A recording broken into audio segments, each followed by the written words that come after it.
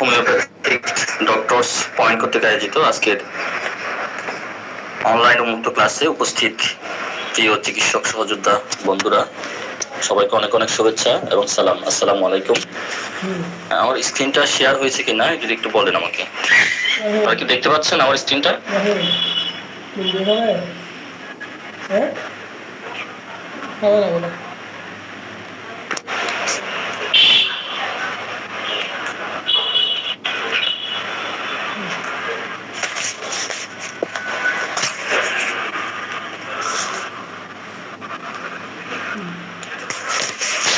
আমার স্ক্রিনটা কি দেখা যাচ্ছে?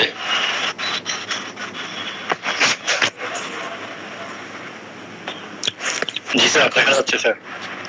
জি, আমরা আলোচনা করব ভাইরোলজি, ভাইরাস নিয়ে আলোচনা করব আজকে। তো ভাইরোলজি মানে হচ্ছে ভাইরাস সম্পর্কিত জ্ঞান, অর্থাৎ বিজ্ঞানের যে শাখায় ভাইরাস নিয়ে আলোচনা করা হয় সেই শাখাটাকে বলা হয় ভাইরোলজি। তো ভাইরাস নিয়ে যখন আমরা স্টাডি করি, পড়াশোনা করি, গবেষণা করি, এই টোটাল বিষয়টাকে একসাথে বলা হয় ভাইরোলজি।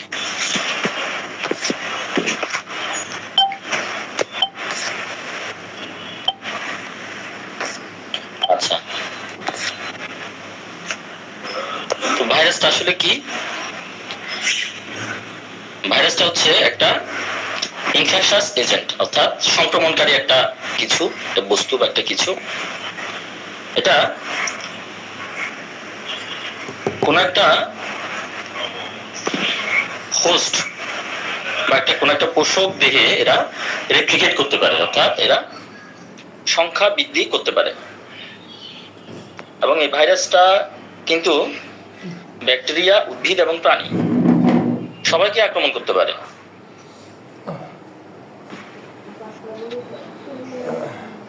আচ্ছা, ভাইরাস নিয়ে সবচেয়ে অদ্ভুত এবং অবাক করা বিষয়টা হচ্ছে এদেরকে কিন্তু আমরা উদ্ভিদও বলতে পারি না, প্রাণীও বলতে পারি না, অর্থাৎ কোনো অ্যানিমেল বলতে পারি না। অর্থাৎ এটা অনেকটা জড় বস্তুর মতো কিছু, অর্থাৎ এটা অ্যালাইভ কিছু না। এটা শুধুমাত্র যখন কোন একটা বাহক দেহে যখন প্রবেশ করবে, কোন একটা পোষক দেহে যখন প্রবেশ করবে, তখনই শুধুমাত্র ভাইরাসের মধ্যে আমরা কিছু জীবনের লক্ষণ দেখি। নর্মালি ভাইরাসের মধ্যে আমরা কোনো জীবনের লক্ষণ দেখি না। অর্থাৎ কোন একটা জীবন্ত দেহের বাইরে যখন ভাইরাস থাকে তখন সেটিকে একটা জড় বস্তুর মতোই মনে হয়।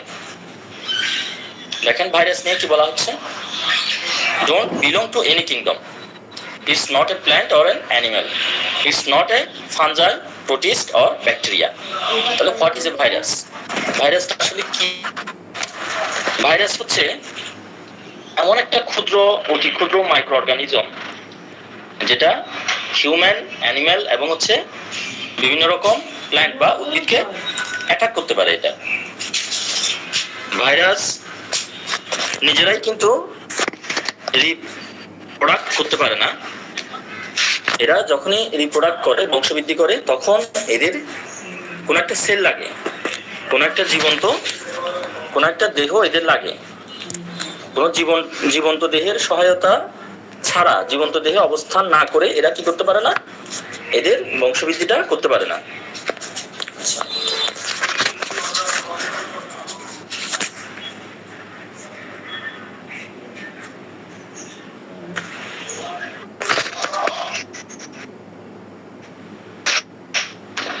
আচ্ছা, এরপর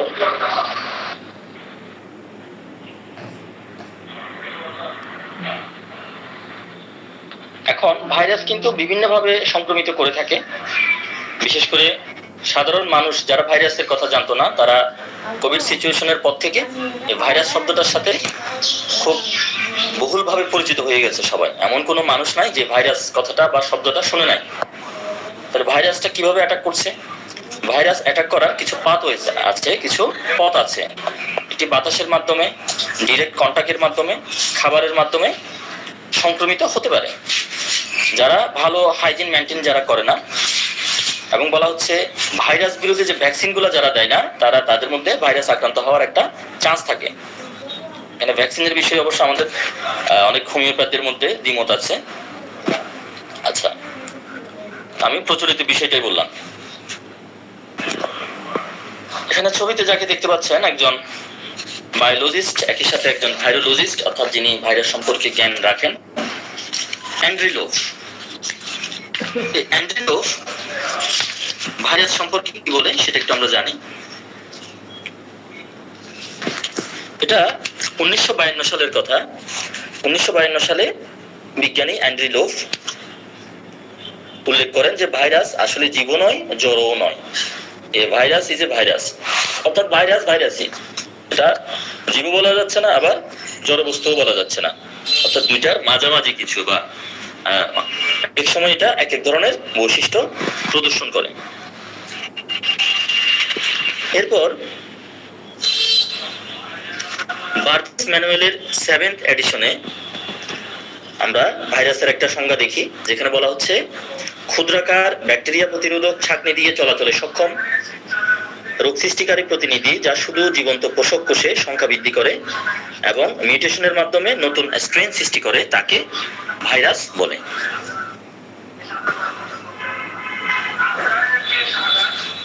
এরপরে লুরিয়া এবং ডার্নেলের মতে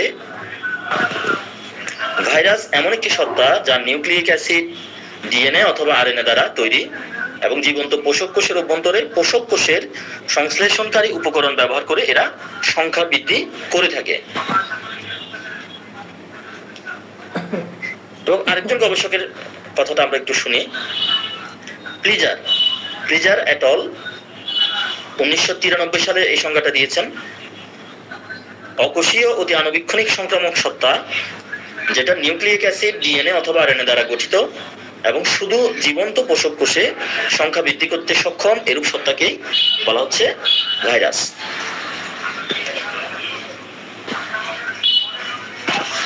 এখন ভাইরাসের আমরা যদি হ্যাবিটেট বা বসতি যদি দেখি, ভাইরাসের বসতি কোথায়?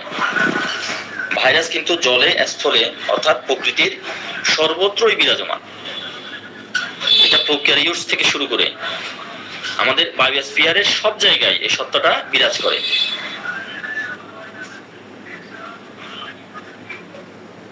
এবং বলা হচ্ছে যে আমরা ভাইরাসকে মানুষ সহ সব ধরনের উদ্ভিদ এবং প্রাণীদেহে আমরা খুঁজে পাই। এবং ভাইরাসে আক্রান্ত জীবের মল, মূত্র, কফ, থুতুতে আমরা ভাইরাস খুঁজে পাই। তাহলে ভাইরাস হচ্ছে একটা সংক্রামক খুবই ক্ষুদ্র সত্তা, যেটা মানুষ, উদ্ভিদ এবং প্রাণীর বিভিন্ন ধরনের রোগ সৃষ্টি করে। এবং ভাইরাসের একটা বৈশিষ্ট্য হচ্ছে এরা ঠান্ডা, গরম কোনোটাতে কাতর না, এরা সবকিছু সহ্য করতে পারে। এই কারণে এরা সহজে বিনষ্ট হয় না।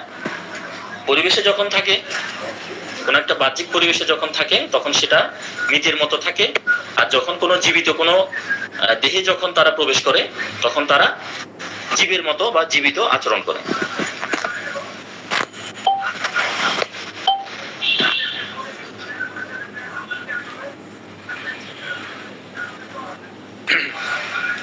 এবং বলা হচ্ছে বিভিন্ন খাবার দাবারের মধ্যেও কিন্তু ভাইরাস থাকতে পারে। বিভিন্ন শাকসবজি, মাংস,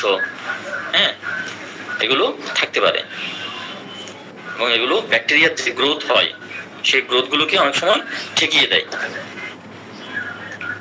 এখানে আমরা ছবিতে কিছু ভাইরাস দেখতে পাচ্ছি, যেমন করোনা ভাইরাস, HIV বা এইডস রোগ সৃষ্টিকারী যে ভাইরাস, সেই ভাইরাসটিকে আমরা দেখতে পাচ্ছি। এখন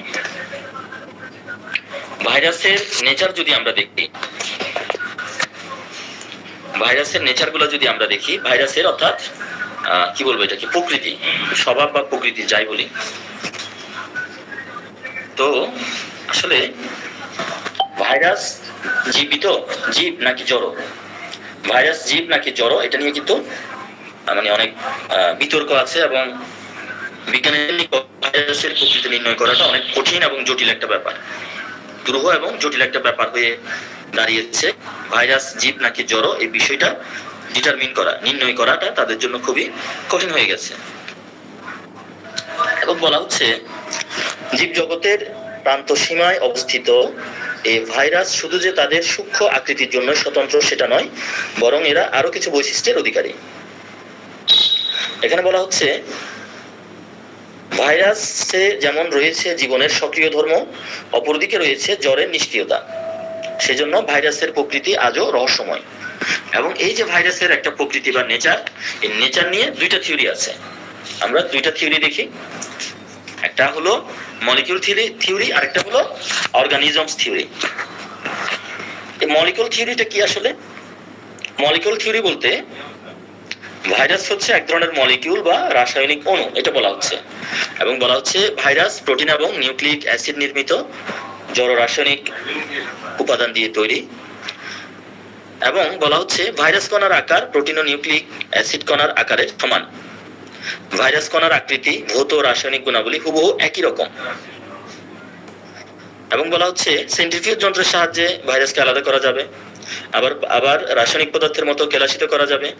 এই কেলাসিত ও বিশুদ্ধ পিওর ক্রিস্টাল ভাইরাস সাধারণত রাসায়নিক পদার্থের মতো কাচের বোতলে দীর্ঘদিন রেখে দেওয়া যাবে। তাহলে এই ধরনের একটা অবস্থায় ভাইরাসের মধ্যে কোনো রকম প্রাণের লক্ষণ আমরা দেখি না, অর্থাৎ সম্পূর্ণ একটা জড় বস্তুর মতো থাকে। এই কারণে ভাইরাসকে মলিকিউল থিওরি দিয়ে বিজ্ঞানীরা ব্যাখ্যা করার একটা চেষ্টা করেছেন। এরপরে আমরা সেকেন্ড যে থিওরিটা আমরা দেখি, এটাকে বলা হচ্ছে অর্গানিজমস থিওরি বা জীব মতবাদ। অর্থাৎ বলা হচ্ছে পোষকের সজীব কোষে প্রতিরূপ গঠনের দ্বারা এরা বংশবৃদ্ধিতে সক্ষম। তাহলে দেখেন, জীবন্ত দেহে যখন এরা প্রবেশ করে তখন এরা জীবনের লক্ষণ কিন্তু প্রকাশ করে। ভাইরাস পরিব্যাপ্তিতে সক্ষম, যেটাকে আমরা বলি মিউটেশনের বাংলা হচ্ছে পরিব্যাপ্তি। এই পরিব্যাপ্তিতে সক্ষম হচ্ছে ভাইরাসের সুনির্দিষ্টভাবে পরজীবী। ভাইরাস সুনির্দিষ্টভাবে পরজীবী, অর্থাৎ ভাইরাস বিভিন্ন রকম রোগ সৃষ্টি করতে পারে। প্রায় সকল প্রকার সজীব জীবদেহে রোগ সৃষ্টি করার ক্ষমতা ভাইরাসের কিন্তু রয়েছে। ভাইরাস অ্যান্টিজেনিক, অর্থাৎ অ্যান্টিজেন হিসেবে আমাদের বডিতে প্রবেশ করে এবং আমাদের বডি কি তৈরি করে? অ্যান্টিবডি তৈরি করে। তাহলে ভাইরাস আমাদের দেহে বা প্রাণীর দেহে যখন প্রবেশ করার পর অ্যান্টিবডি তৈরি করার জন্য পোষক দেহকে উদ্দীপিত করতে পারে। তাহলে এই যে বৈশিষ্ট্য, এগুলো হলো সম্পূর্ণভাবে জীবের বৈশিষ্ট্য বা জীবনের বৈশিষ্ট্য। তাহলে ভাইরাসের এই বৈশিষ্ট্যগুলোকে অর্গানিজমস থিওরি দিয়ে ব্যাখ্যা করা হয়েছে। তাহলে মলিকিউল থিওরি মানে হলো অনুমতবাদ এবং অর্গানিজমস থিওরি মানে হলো জীব মতবাদ। আমরা দুটো মতবাদ আমরা পড়লাম। আচ্ছা, ভাইরাস আমরা কিভাবে দেখবো? ভাইরাসকে কিন্তু খালি চোখে দেখা যাবে না, এগুলো খুবই ক্ষুদ্র এবং যে কোনো মাইক্রোস্কোপ দিয়েও কিন্তু দেখা যাবে না। শক্তিশালী অনেক মাইক্রোস্কোপ আছে, সেগুলো ব্যবহার করা যায়। অনেক শক্তিশালী ইলেকট্রন মাইক্রোস্কোপ আছে, সেই মাইক্রোস্কোপ গুলো দিয়েও কিন্তু ভাইরাস দেখা যায়। তো এখানে কিন্তু মাইক্রোস্কোপের অনেকগুলা রকম ফের আছে। মাইক্রোস্কোপ নিয়ে আমি কথা লেন্দি করলাম না, যেহেতু ভাইরাস বিষয়ে আলোচনা, ভাইরাসের উপরেই থাকতে যাচ্ছি। আমরা ভাইরাসের ক্যারেক্টার গুলো যদি আমরা দেখি, আমরা যে সকল ক্যারেক্টার বা যে সকল আমরা বৈশিষ্ট্য আমরা দেখি ভাইরাসের মধ্যে, আমরা মাইক্রোস্কোপিক কিছু পার্টিকেলস এর মধ্যে আমরা দেখি যে extremely small and only visible with electron microscope. অর্থাৎ এটা যেহেতু খুবই ছোট, খুবই ক্ষুদ্র, এটাকে খালি চোখে দেখা যাচ্ছে না এবং যে কোনো ধরনের মাইক্রোস্কোপ দিয়েও কিন্তু দেখা যাচ্ছে না, এবং এটাকে দেখতে গেলে আমাদের লাগবে ইলেকট্রন মাইক্রোস্কোপ। এরপর বলা হচ্ছে নট লিভিং অর্গানিজমস, অর্থাৎ এটা জীবন্ত কোনো কিছু না, জীবন্ত কোনো সত্তা না। লিগ সেলস বলা হচ্ছে and cannot reproduce independently, অর্থাৎ এরা স্বাধীনভাবে বংশবৃদ্ধি ঘটাতে পারে না। এরপর বলা হচ্ছে genetic material composed of DNA or RNA, not both, যে কোনো একটা থাকে, দুইটাই থাকে না। বলা হচ্ছে ইনফেকশাস এজেন্ট, এদের মধ্যে সংক্রমণ সৃষ্টিকারী, রোগ তৈরিকারী কিছু বৈশিষ্ট্য রয়েছে, এজন্য এদেরকে বলা হচ্ছে infectious agent. Invade host cells to replicate, অর্থাৎ পোষক দেহে এরা প্রবেশ করে এরা রেপ্লিকেট করে বা বংশবৃদ্ধি করে। স্পেসিফিক হোস্টের ক্ষেত্রে often target specific species or sell type, কোনো সময় কোনো বিশেষ কোনো প্রজাতি অথবা কোনো সেলকে অ্যাটাক করে। যেমন মিক্সো ভাইরাস আছে, মিক্সো ভাইরাস কিন্তু ইঁদুরকে আক্রমণ করে। মিক্সো ভাইরাস যদি ব্যাপক হারে ছড়িয়ে দেওয়া যায়, আশেপাশে সব ইঁদুর কিন্তু মরে পড়ে থাকবে। মানে আমরা যদি ইঁদুর মারার জন্য, যেমন আমাদেরকে ধরেন আমরা যদি ধরি যে মানুষ হত্যা করার জন্য সাম্প্রতিক যে মহামারীটা গেল, হ্যাঁ, একটা যুদ্ধ, এখানে ভাইরাসকে ব্যবহার করে একটা যুদ্ধের মতো একটা পরিবেশ তৈরি করা হলো, প্রচুর মানুষকে হত্যা করে ফেলা হলো। ইঁদুরকেও কিন্তু আমরা হত্যা করতে পারবো মিক্সো ভাইরাস ব্যবহার করে, এবং পৃথিবীতে কিন্তু ইতিপূর্বে মিক্সো ভাইরাস ব্যবহার করা হয়েছিল ইঁদুরকে মারার জন্য। তাহলে আমরা দেখতে পাচ্ছি যে ভাইরাস কোনো স্পেসিফিক হোস্টকে কিন্তু অ্যাটাক করতে পারে। আর ভ্যারিয়েবিলিটির মধ্যে আমরা দেখি rapid mutation and genetic diversity আমরা দেখি, ইভোলিউশনারি প্রেসারের মধ্যে drive host adaptation and evolution. এরপর ডাইভার্স শেপস এর মধ্যে shapes range from shapes to filamentous. Viral envelopes এর মধ্যে সাম হ্যাভ লিপিড এনভেলপ, কারো কারো লিপিড এনভেলপ রয়েছে ডিরাইভড ফ্রম হোস্ট সেল। এরপর এরা বিভিন্ন রকম ভেরিয়াস ইনফেকশনের জন্য দায়ী, কমন কোল্ড, সিরিয়াস ধরনের কিছু রোগের জন্য দায়ী হতে পারে। ভাইরাস যেহেতু জীব এবং জ্বরের মাঝামাঝি কিছু, কখনো জীবের বৈশিষ্ট্য প্রকাশ করছে, কখনো বা জ্বরের বৈশিষ্ট্য প্রকাশ করছে, আমরা ভাইরাসের মধ্যে কিন্তু দুই ধরনের বৈশিষ্ট্যই কিন্তু খুঁজে পাই। আমরা লিভিং ক্যারেক্টারিস্টিক অফ ভাইরাসের মধ্যে আমরা দেখি, অর্থাৎ ভাইরাসের যে জ্বর বৈশিষ্ট্য সেখানে আমরা দেখি যে এরা হচ্ছে অকোষীয়, অতি আণুবীক্ষণিক, সাইটোপ্লাজম বিহীন একটা রাসায়নিক পদার্থ। রাসায়নিক দিক দিয়ে ভাইরাস প্রোটিন ও নিউক্লিক অ্যাসিডের সমন্বিত একটা রূপ। ভাইরাসের নিজস্ব বিপাকীয় কোনো এনজাইম নেই। ভাইরাস কণাগুলোকে পরিশ্রুত এবং কেলাসিত করে স্ফটিকে পরিণত করা যায়। জীবকোষের বাইরে থাকা অবস্থায় এরা রাসায়নিক কণার বা জ্বরের মতোই আচরণ করে। এরা আকারে বৃদ্ধি পায় না এবং বাহ্যিক কোনো উদ্দীপনায় সাড়া দেয় না, অর্থাৎ সম্পূর্ণ মৃতদেহের মতোই বা জড় বস্তুর মতোই এদের একটা আচরণ। এগুলোকে বলা হচ্ছে ভাইরাসের জড় বৈশিষ্ট্য। আমরা যদি non living characteristic of virus যদি দেখি, অর্থাৎ ভাইরাসের জীবীয় বৈশিষ্ট্যগুলো যদি আমরা দেখি, সেখানে আমরা কি দেখব? ভাইরাস মাত্রই ডিএনএ বা আরএনএ অণু এবং প্রোটিন দিয়ে গঠিত। এরা জীবন্ত পোষক দেহের অভ্যন্তরে বংশবৃদ্ধি করতে সক্ষম। রোগ আক্রমণকারী ব্যাকটেরিয়ার মতো ভাইরাসও সজীব কোষ ছাড়া বাঁচতে পারে না। এতে জেনেটিক রিকম্বিনেশন বা বংশগতির পুনঃসংযোগ ঘটতে দেখা যায়। ভাইরাসের প্রকরণ বা ভ্যারিয়েশন সৃষ্টি এবং পরিব্যক্তি বা মিউটেশন নিঃসন্দেহে জীবের অন্যতম বৈশিষ্ট্য। এই বৈশিষ্ট্যগুলো আমরা ভাইরাসের মধ্যে দেখি, এগুলো হচ্ছে ভাইরাসের জীবীয় বৈশিষ্ট্য। তাহলে আমরা কয়টা বৈশিষ্ট্য পেলাম টোটাল ভাইরাসের?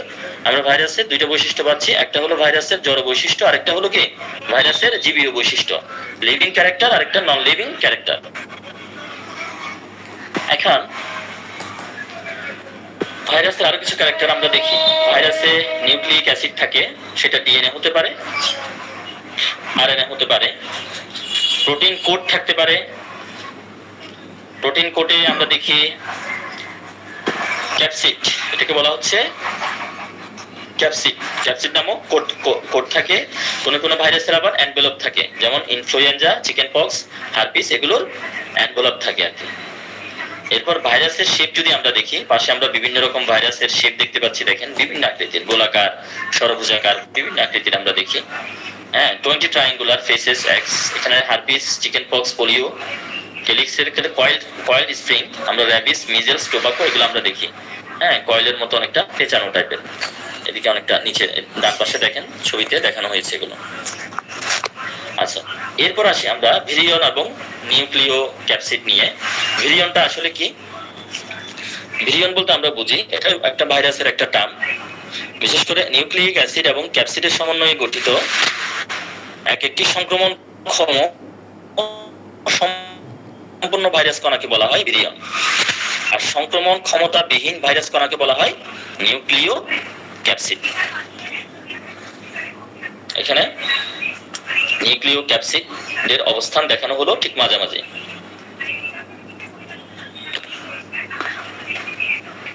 এবং ঠিক উপরে দেখেন প্রথমের বাইরের অংশটা হলো এনভেলপ প্রোটিন বা এনভেলপ, অর্থাৎ বাইরের দিকে চতুর্দিকে বৃত্তাকার যে রিংটা আছে চতুর্দিক ঘিরে রেখেছে, এটাকে বলা হচ্ছে কি এনভেলপ। একটু আগে যে বললাম এনভেলপের কথা, এটা হলো সেই এনভেলপ। ভাইরাসের ক্লাসিফিকেশন যদি আমরা করি, virus classification on the basis of morphology and replication. ভাইরাসের মরফোলজি এবং এদের যে মানে বংশগতি, মানে কি বলে বিভাজিত হওয়ার যে ক্ষমতা, বা এদের রেপ্লিকেশন মানে পুনরায় আরেকটা কপি তৈরি করার যে ক্ষমতা, এগুলোকে ভিত্তি করে আমরা কি করতে পারি, এটিকে ক্লাসিফিকেশন করতে পারি। আমরা ক্লাসিফিকেশন অফ ভাইরাসের মধ্যে আমরা কি দেখি, এখানে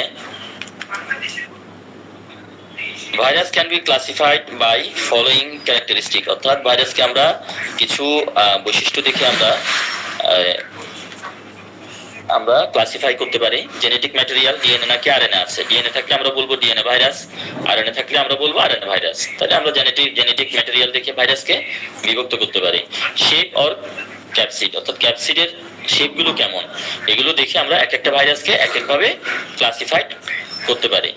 size of capsid of or number of capsomers, আমরা ক্যাপসিড অথবা ক্যাপসোমারের সংখ্যা দেখেও কিন্তু ভাইরাসের ক্লাসিফিকেশন করতে পারি। প্রেজেন্স অর অ্যাবসেন্স এনভেলপ, এনভেলপের উপস্থিতি বা অনুপস্থিতির উপর ভিত্তি করেও কিন্তু আমরা কি করতে পারি, আমরা ক্লাসিফিকেশন করতে পারি। Type of host or cell that is infects, অর্থাৎ কি ধরনের বাহককে তারা আক্রমণ করছে সেটার উপর ভিত্তি করেও কিন্তু আমরা ভাইরাসের একটা ক্লাসিফিকেশন করতে পারি। Type of disease it produce, অর্থাৎ এটা কি ধরনের রোগ তৈরি করছে সেই রোগের উপর ভিত্তি করেও কিন্তু ভাইরাসকে আমরা একটা ক্লাসে ফেলতে পারি। এখানে ডিএনএ এবং আরএনএ ভাইরাস দেখানো হচ্ছে এখানে।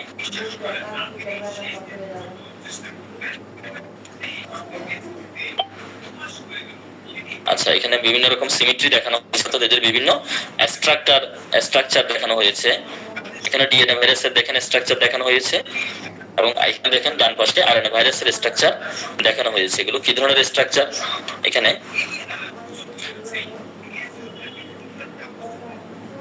ইকোসেহেড্রাল সিমেট্রি বলা হচ্ছে, এবং আরএনএ ভাইরাসের এখানে বলা হচ্ছে হেলিক্যাল সিমেট্রি। তাহলে এখানে বিভিন্ন রকম সিমেট্রি দেখানো হচ্ছে।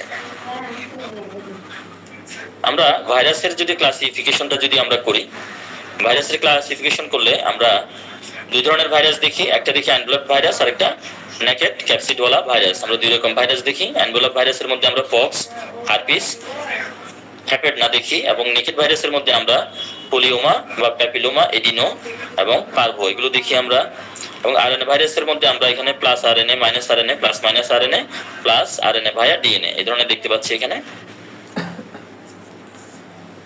ডিএনএ ভাইরাসকে আবার এখানে তিনটা ভাগে ভাগ করা হয়েছে, double standard, single standard, complex.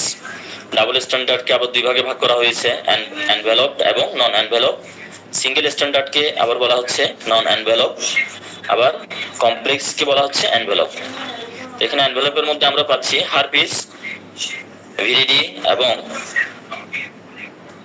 হ্যাপারনা viride, এবং নন এনভেলপের মধ্যে আমরা দুই রকম পাচ্ছি ভাইরাস, একটা সার্কুলার একটা লাইনার। সার্কুলারের মধ্যে আমরা প্যাপো বা ভিরিডি, এবং হলো লাইনারের মধ্যে আমরা এডিনো ভিরিডি পাচ্ছি।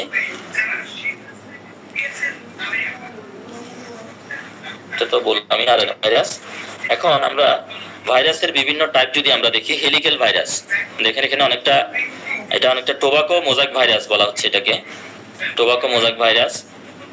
ওই যারা ধূমপান করে দেখবেন এটা হচ্ছে তামাকের মধ্যে থাকে, ওই সিগারেটের যে আগুন, আগুনের মধ্যে গেলেও কিন্তু ভাইরাসটা নষ্ট হয় না।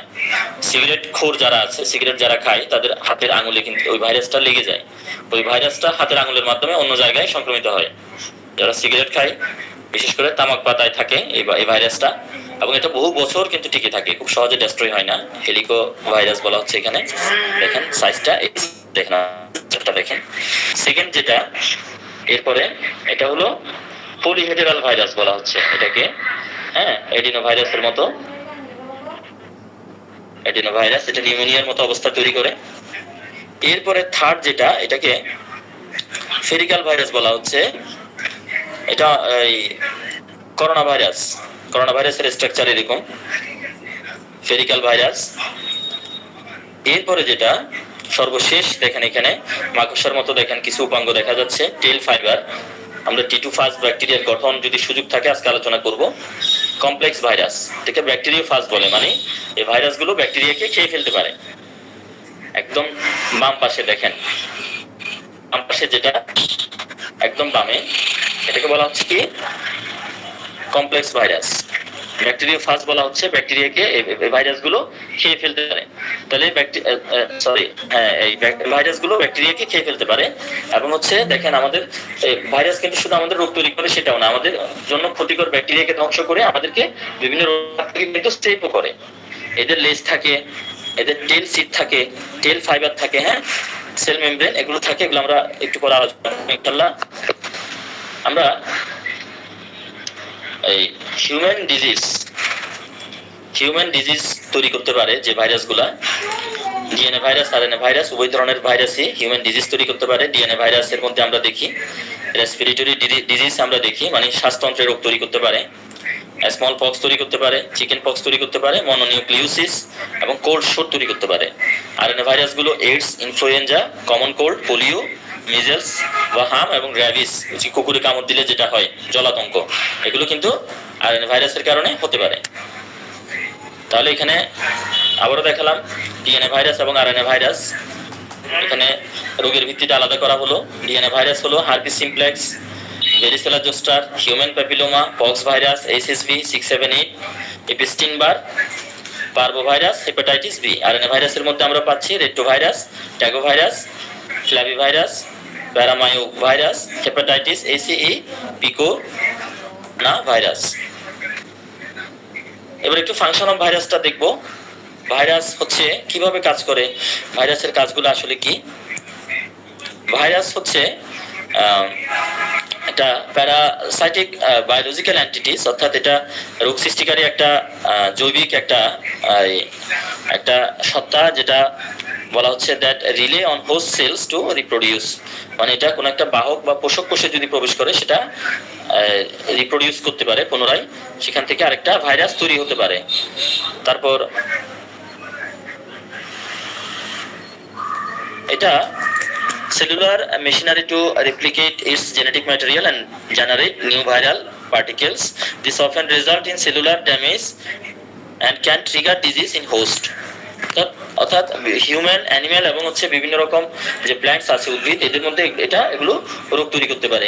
The ability of virus to transfer genetic material, অর্থাৎ এরা বস্তু এরা ট্রান্সফার করে দিতে পারে এবং সে কারণে ইভলিউশনারি ইমপ্লিকেশন হয় এবং কিছু সেন্টারগুলো আছে সেগুলোতে রিসার্চ করার কাজে ব্যবহার হয়।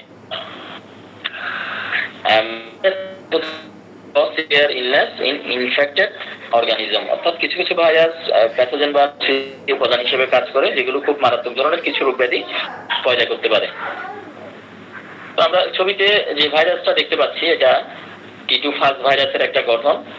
প্রথমে দেখেন একটা মাথা থাকে এই ভাইরাসের, এটাকে বলা হচ্ছে হেড। এদের কিন্তু কলার থাকে, দেখেন আমাদের শার্টের যেমন কলার থাকে, এদেরও কলার মধ্যে কলার থাকে, এটা বলা হচ্ছে কলার। এবং চিকন যে দণ্ড যেটা দেখতে পাচ্ছি এটাকে বলা হচ্ছে টেইল বা ল্যাজ। ব্যাঙের কিন্তু বডি থাকে না, ব্যাঙাচির মাথা থাকে এবং ল্যাজ থাকে, দেখবেন ল্যাজ দিয়ে সাঁতার কাটে না, এরকম অনেকটা। তাহলে এখানে হেড অ্যান্ড টেইল, মানে মাথা আছে, ল্যাজ আছে, বডি। এখানে যেটা ডান্ডার মতো যেটা, এটা হচ্ছে টেইল বা লেজ। তাহলে মাঝখানে হচ্ছে কলার, হেড, কলার, টেইল। এবং হচ্ছে টেইলের পাশ নিচে দেখেন কিছু, অনেক কি বলবো এটাকে, মাকড়সার মতো কিছু ছয়টা উপাঙ্গ এখানে, এগুলো হচ্ছে লং টেইল ফাইবারস। এবং এটা একটা বেস প্লেটের মধ্যে অবস্থান করে, নিচে একটা বেস প্লেট দেখতে পাচ্ছেন আপনারা। মাইক্রোস্কোপের নিচে টি2 ফাজ ভাইরাসটা দেখতে অনেকটা এই ধরনের, ঠিক আছে। আমরা যদি ড্রয়িং করি অনেকটা এইভাবে আমরা ড্রয়িং করতে পারি। বিশেষ করে আমাদের ডিএইচএমএস কোর্সের প্রথম বর্ষে যে বায়োলজিতে কিন্তু টি2 ফাজের স্ট্রাকচার নিয়ে আছে, সিলেবাসে আছে। একই ছবিতে দেখানো ভাইরাসের। তাহলে আমরা এখানে স্ট্রাকচারে কি কি পাচ্ছি? স্ট্রাকচারে আমরা পাচ্ছি যে এখানে আমরা হেড পাচ্ছি, টেল পাচ্ছি, কলার পাচ্ছি এবং হেডটাকে বলা হচ্ছে হেক্সাগোনাল আকৃতির, ষড়ভুজ আকৃতির। আপনারা দেখেন যদি হেডটা ভালো করে লক্ষ্য করেন, ষড়ভুজ আকৃতির, হ্যাঁ, হেক্সাগোনাল বলা হচ্ছে। এবং the tail is a rod shape, একটা রডের মতো টেলটা, লেজটা। Protein shell surround the body, অর্থাৎ এই ফাজ ভাইরাসের চতুর্দিকে একটা প্রোটিন আবরণী আছে। এদিকে আপনারা দেখতে পাচ্ছেন একদম ডান পাশে দেখেন প্রোটিন আবরণী, দেখেন এখানে একদম মার্ক করে দেখানো হয়েছে এখানে, হ্যাঁ। এই ছবিটাতে দেখেন এখানে টি2 ব্যাকটেরিওফাজের বিভিন্ন অংশগুলো দেখানো হয়েছে, মাথা, কলার, লেজ, স্পর্শক তন্তু, স্পাইক, বেস প্লেট। আমরা একদম আলোচনার শেষের দিকে চলে এসেছি, আমরা ইকোনমিক ইম্পর্টেন্সটা দেখব। তো ভাইরাস আসলে শুধু যে আমাদের ক্ষতি করে, শুধু যে রোগ তৈরি করে, বিষয়টা এমন না। ভাইরাস আমাদের উপকারও করে, ভাইরাস আমাদের কিছু অপকারও করে, কিছু রোগ ব্যাধিও তৈরি করে। তাহলে ভাইরাসের ইকোনমিক ইম্পর্টেন্সের ক্ষেত্রে আমরা যেমন ইউজফুল রুলস গুলাও আমরা দেখি, হার্মফুল রুলস গুলাও আমরা তেমনি দেখে থাকি।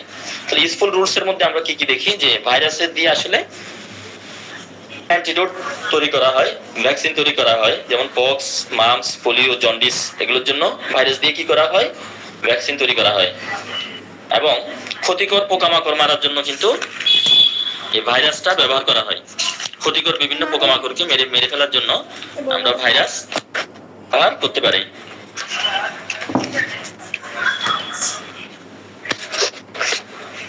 এখন এরপর হলো কন্ট্রোল অফ ডিজিজ। বিভিন্ন রোগ প্রতিরোধে কিন্তু ভাইরাস কাজে লাগে। যেমন ভাইরাস কিন্তু অনেক ক্ষতিকর ব্যাকটেরিয়াকে খেয়ে ফেলে। তাহলে যদি ক্ষতিকর ব্যাকটেরিয়াকে যদি ভাইরাস খেয়ে ফেলে বা ধ্বংস করে ফেলে, সেক্ষেত্রে আমরা কিন্তু বিভিন্ন রোগের হাত থেকে, ওই ব্যাকটেরিয়া সৃষ্ট রোগের হাত থেকে আমাদের রেহাই মিলে। ল্যাবরেটরিতে বিভিন্ন গবেষণার কাজে ভাইরাসকে ব্যবহার করা হয়। এবং in the evidence of evolution যে হচ্ছে, এটার একটা প্রমাণ, এটার একটা গবেষণায় প্রমাণ হিসেবে এই ভাইরাসকে ব্যবহার করা যায়। ইন ন্যানো টেকনোলজি, বিভিন্ন রকম যে ন্যানো টেকনোলজি আছে, সবকিছু ছোট হয়ে আসতেছে কিন্তু এখন। ন্যানো টেকনোলজিতেও কিন্তু ভাইরাসকে ব্যবহার করা হয়। আর আমরা বিশেষ করে এখানে আরেকটা কথা বলি, ইভলিউশনটা মূলত হলো বিবর্তন আর কি। মানে একটা জীব কিভাবে সৃষ্টি হয়, এটার অভিব্যক্তি বা প্রকাশ এবং ক্রমবিকাশের যে ধারা, এটা সম্পর্কে জ্ঞান লাভের যে মাধ্যম, সেটা হলো ভাইরাস। কারণ কি, ভাইরাস হচ্ছে জীব এবং জড়ের মাঝামাঝি বৈশিষ্ট্য বহন করে। ফুলের সৌন্দর্য বৃদ্ধি করতেও কিন্তু ভাইরাস কাজ করে। মনে করেন লাল টিউলিপ ফুলে যখন ভাইরাস অ্যাটাক করে, তখন ওই টিউলিপ ফুলের মধ্যে লম্বা সাদা সাদা দাগ পড়ে। এখন ফুলের মধ্যে যদি লম্বা সাদা সাদা দাগ পড়ে, ফুলটাকে আরো সুন্দর লাগে। আপনারা গুগল সার্চ করে দেখতে পারেন, টিউলিপ ফুলগুলো অনেক সুন্দর। আচ্ছা, তাহলে এখন ফুল যত সুন্দর হবে, ফুলের চাহিদা এবং দাম কিন্তু তত বেশি বেড়ে যাবে। তাহলে ফুলের সৌন্দর্য বৃদ্ধিতে কিন্তু ভাইরাস সহায়তা করে থাকে। ন্যানো টেকনোলজিতেও আমরা ব্যবহার করতে পারি আমরা ভাইরাস। এবং সামুদ্রিক যে ইকোসিস্টেম, অ্যাকুয়াটিক ইকোসিস্টেম বলা হচ্ছে বাস্তুতন্ত্র, জীব এবং জড় উপাদান নিয়ে আমাদের এই পরিবেশের যে একটা সিস্টেম গঠিত হয়, এটাকে বলা হয় ইকোসিস্টেম বা বাস্তুতন্ত্র। এই বাস্তুতন্ত্রের মধ্যে একটা খুবই গুরুত্বপূর্ণ উপাদান হচ্ছে ভাইরাস। হ্যাঁ, প্রচুর পরিমাণে ভাইরাস কিন্তু সি ওয়াটারে থাকে, সমুদ্রের পানিতে বিদ্যমান থাকে। এবং এরা কি করে, এরা কার্বন ডাই অক্সাইড কমাতে, এই ইকোসিস্টেমে যখন হেল্প করে, ফটোসিনথেসিস বা সালোক সংশ্লেষণ যেটাকে বলি, এটা ঘটাতে কিন্তু মানে খুব বেশি উদ্বুদ্ধ করে বা ইনক্রিজ করে ভাইরাস। ফলে সমুদ্রের কি হয়, কার্বন ডাই অক্সাইডের পরিমাণটা কমে আসে এবং প্রচুর পরিমাণে কার্বন ডাই অক্সাইড কি হয়, প্রকৃতি থেকে কমাতে হেল্প করে এই প্রক্রিয়াগুলো। তাহলে দেখেন ভাইরাস কিন্তু অনেক ইম্পর্টেন্ট রুলস দিতেছে এখানে।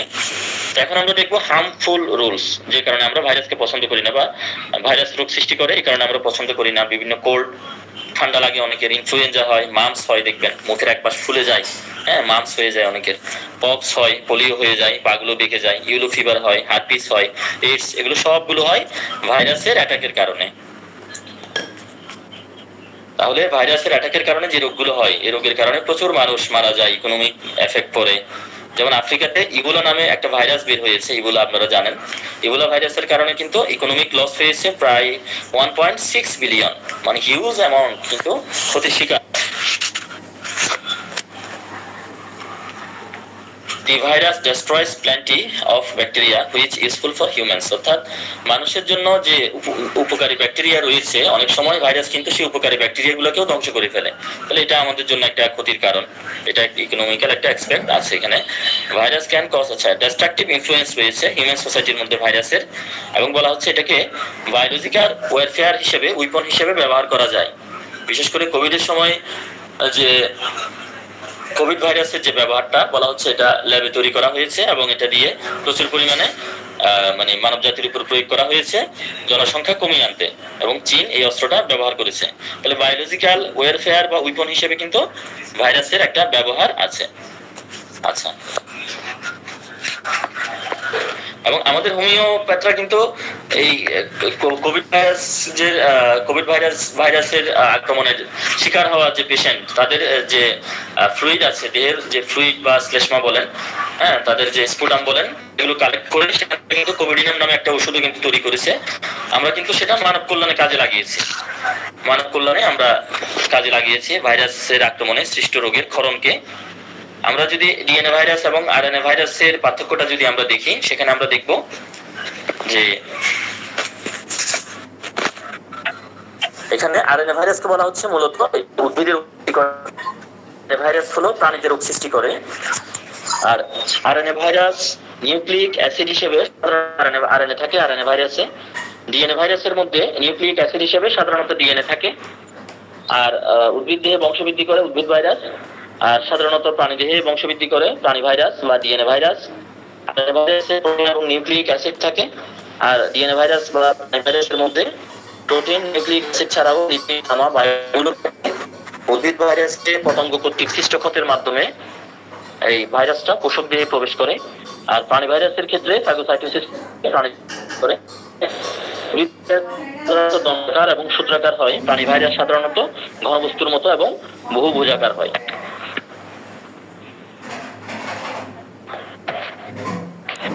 আমাদের একদম সর্বশেষ টপিকের দিকে আমরা চলে আসছি, ব্যাকটেরিয়া ভার্সেস ভাইরাস। অর্থাৎ ব্যাকটেরিয়া এবং ভাইরাসের মধ্যে পার্থক্যটা আসলে কি? বলা হচ্ছে ভাইরাসটা হচ্ছে is not considered a living being, অর্থাৎ এটাকে জীবন্ত সত্তা হিসেবে বিবেচনা করা হয় না। ব্যাকটেরিয়াকে বলা হচ্ছে considered a living being, ব্যাকটেরিয়াকে জীবন্ত সত্তা হিসেবে বিবেচনা করা হয়। ব্যাকটেরিয়া বলা হচ্ছে মাইক্রোস্কোপিক সাইজ, অর্থাৎ মাইক্রোস্কোপ নামক যে যন্ত্র আছে সেটা দিয়ে আমাদের দেখা লাগে, মাইক্রোস্কোপিক সাইজ বলা হচ্ছে। Bacteria different shapes and size, অর্থাৎ বিভিন্ন আকার আকৃতির হয়। আর ভাইরাস বলা হচ্ছে it can not reproduce by itself, এটা নিজে নিজে রিপ্রোডিউস হতে পারে না। আর ব্যাকটেরিয়া বলা হচ্ছে অটোনোমাস রিপ্রোডাকশন, অটোনোমাস মানে অটোমেটিক এটা রিপ্রোডাকশন ঘটে থাকে। ভাইরাসের কিন্তু কোনো ওষুধ আবিষ্কার হয় না পৃথিবীতে, এটা প্রতিরোধ করার জন্য ভ্যাকসিন ব্যবহার করা হয়। মানে আপনারা দেখবেন যে ব্যাকটেরিয়াল কোনো ইনফেকশন হলে অ্যান্টিবায়োটিক কাজ করে, কিন্তু ভাইরাল কোনো জ্বর বা ভাইরাল কোনো ইনফেকশন হলে সেখানে কিন্তু অ্যান্টিবায়োটিক দিয়ে খুব একটা রেজাল্ট পাওয়া যায় না। অ্যান্টিবায়োটিক দিলে শুধু ওই ব্যাকটেরিয়াগুলো কমে আসে। ব্যাকটেরিয়ার ট্রিটমেন্টটা হয় ট্রিটেড উইথ অ্যান্টিবায়োটিক্স, অ্যান্টিবায়োটিক দিয়ে চিকিৎসা করে।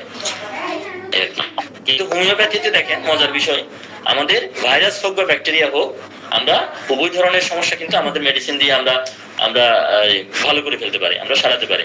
ধরেন লাল তাপ জ্বালা, এটা ভাইরাসের কারণেই হোক বা ব্যাকটেরিয়ার কারণেই হোক, কোন একটা অ্যাটাক, আমরা বেলাডোনা দিলে কিন্তু সেরে যাচ্ছে। তাহলে আমরা ভাইরাল ডিজিজ গুলো কিন্তু খুব ভালোভাবে কিন্তু হোমিওপ্যাথি দিয়ে মোকাবেলা করা যায়। কোভিড সিচুয়েশনে আলহামদুলিল্লাহ যতগুলো পেশেন্ট ট্রিটমেন্ট করেছি, কোনো পেশেন্ট এক্সপায়ার হয় নাই, আলহামদুলিল্লাহ একটা পেশেন্ট এক্সপায়ার হয় নাই, সবগুলো পেশেন্ট সুস্থ হয়ে গেছে। এমনও দেখেছি দিনে দিনে সুস্থ হয়ে গেছে।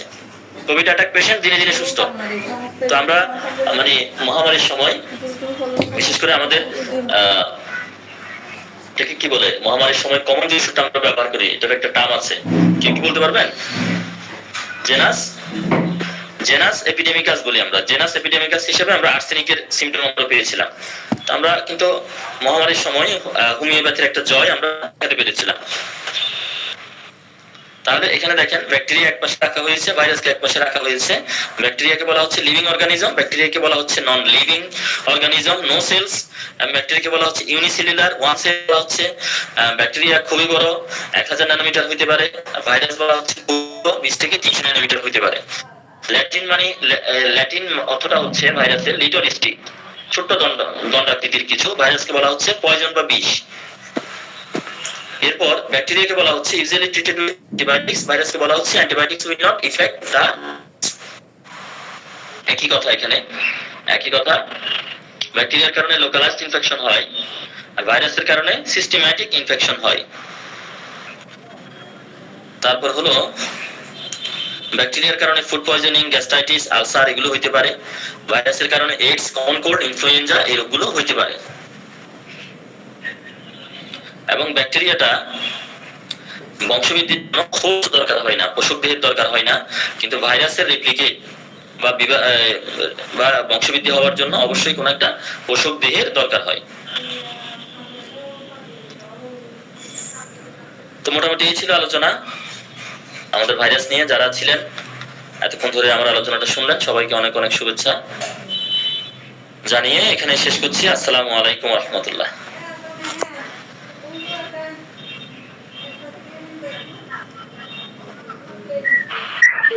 জি আসসালামু আলাইকুম স্যার। স্যার কাছে কোনো কোশ্চেন থাকলে কারো সংক্ষিপ্ত আকারে কোশ্চেন করতে পারেন।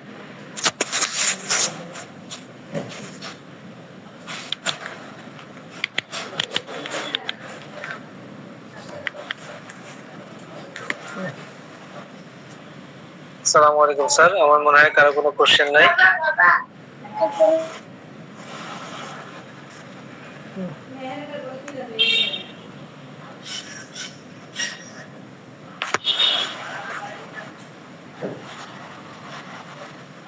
ঠিক আছে, তাহলে আমরা শেষ করে দিই। জি স্যার। আসসালামু আলাইকুম রহমতুল্লাহ। সম্মানিত ডক্টর বৃন্দ, আপনারা প্রত্যেকে অনেক মনোযোগের সাথে ক্লাস করছেন, এই জন্য ধন্যবাদ। ভাইরাস নিয়ে ফাইকেন আনসার খুব সুন্দর একটা ক্লাস নিয়েছেন। আমরা নেট সার্চ করলে আরো ভাইরাস সম্পর্কে অনেক কিছু জানতে পারবো, ইনশাআল্লাহ জানার চেষ্টা করব। সবাই ভালো থাকবেন, সুস্থ থাকবেন, এই প্রত্যাশাটা রেখে আজকের মতো ক্লাস এখানে শেষ করছি। শুভরাত্রি। জি আসসালামু জি জি রতন স্যার বলেন স্যার। বলছি অ্যানাটমি ফিজিওলজি ক্লাস কি হলো?